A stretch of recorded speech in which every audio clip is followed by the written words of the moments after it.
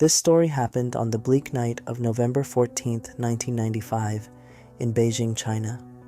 An old man, some say an old woman, was waiting at a bus stop at midnight, making conversation with the only other person at the stop, a quiet young gentleman.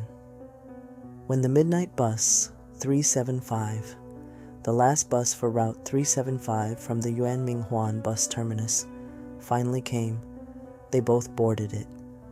The old man took a seat near the front of the bus, while the young man sat a couple of rows behind him. There were no other passengers along with them, except for the driver and a female ticket collector. After a while, the driver spotted two shadows by the side of the road, waving at the bus. He stopped, and when the doors opened, 3 people got on. 2 men who were supporting a third between them, holding him up by his shoulders.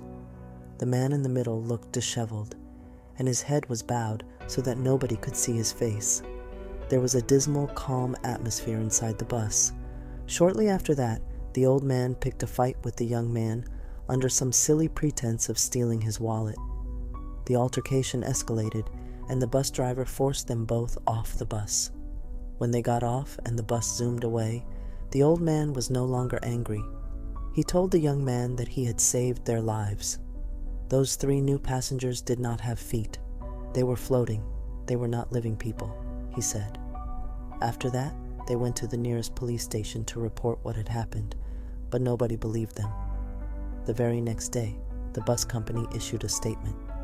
Last night, the final bus of Route 375 vanished, along with the driver and ticket lady. The police immediately chased down the old man and the young man, who were initially assumed to be mentally ill when they tried to report the incident earlier. They were both interviewed on the news.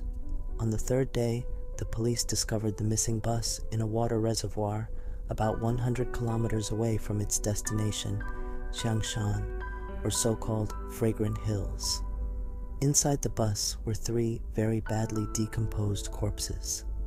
The mysteries surrounding this finding included the fact that the bus did not have enough petrol to go that far after a whole day's worth of travel.